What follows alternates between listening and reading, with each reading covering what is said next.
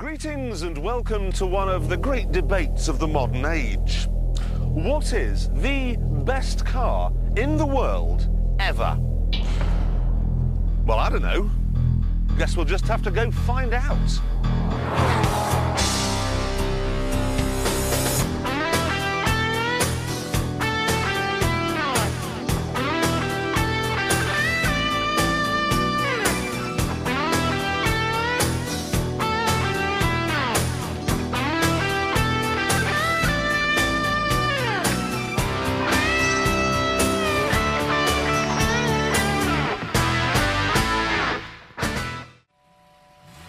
One day, somebody German sat down and decided it would be a good idea to fuel inject a common Untergarten Golf. They flared the wheel arches, lowered the suspension, and added a discreet red stripe around the radiator grille.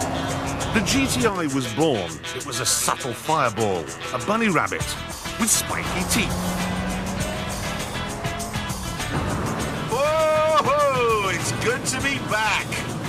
I used to have a Scirocco GTI and I'd forgotten just how good it was.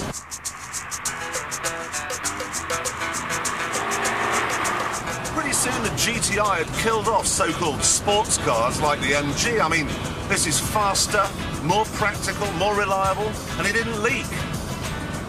Unless the sunroof was open, of course.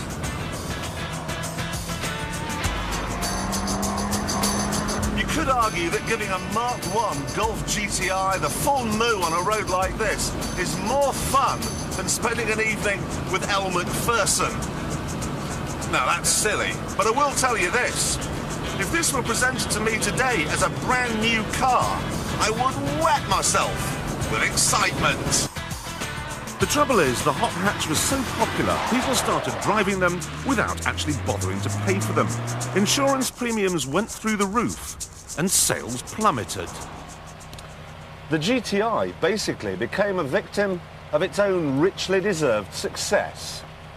I would certainly rather walk than ever drive one of these again. It's hard to find a car that's worse than the old Volvo, but I've certainly managed it here. This, of course, is the Yugo 45, made by Zastava or Zastafer or... oh, I don't know how you pronounce it. And I've got my foot welded to the floor, absolutely welded to the floor. Come on, come on! And all that happens is that I'm chewing up petrol, got a miserable little 5-gallon tank. You use it up in about 2 minutes. Look at it! And it gives you a headache. It's a hateful, hateful car. Come on! Come on! Come on! Right, 31 miles an hour, 35, come on, 40, we've got 40. The hill! Come on, 40, yes, that's it, we're over 50 miles an hour, we've gone for 4th. Oh, come on! 58, now I'm giving up. It's too much of that hard work. Check this out for braking, right, ready? And we're in the grass verge. And I can't get a gear. Come on. Come on! Come on! Look what's coming now! No! Oh! Well, this is pathetic.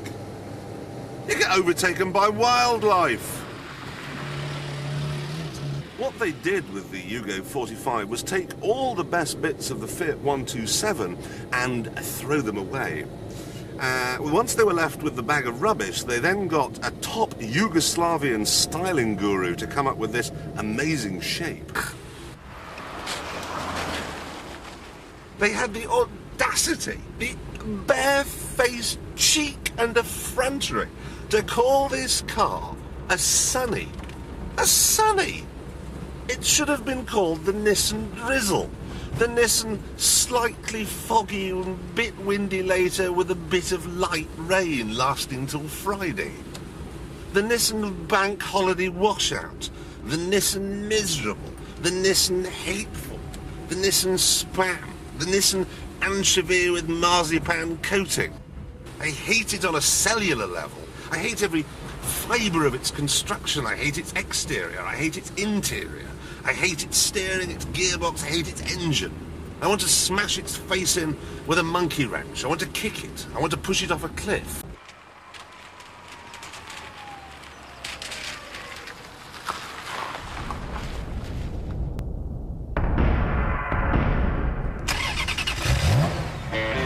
Environmentally, the Ferrari is pine fresh compared to the old Jag, which chucks everything short of Zyklon B out of its exhausts. The Ferrari's also better looking, just. And answer me this, where's the adaptive damping on an E-Type?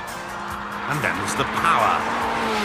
The Ferrari has a 5-valve per cylinder, 3.5-litre V8, which churns out 375 horsepower.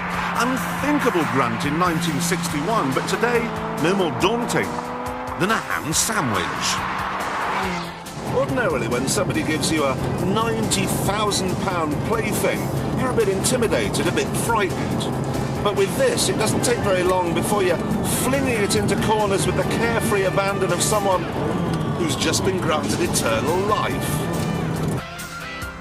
Then you get it out of the corners, bury the throttle, and see what Italy's finest can do. What it can do when you get it into 6th gear is rather a lot. So here we are at 160 miles an hour, and this is just stretching and readying itself for the hard work that lays ahead. This is about 180.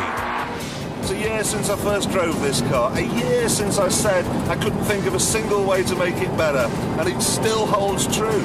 It is just unbelievable, absolutely unbelievably good. The E-Type had 4 speeds, this has 6. The E-Type had no crumple zones, this is built like a brick lavatory house. In the 1960s, the E-Type may well have been the champ, but things have moved on.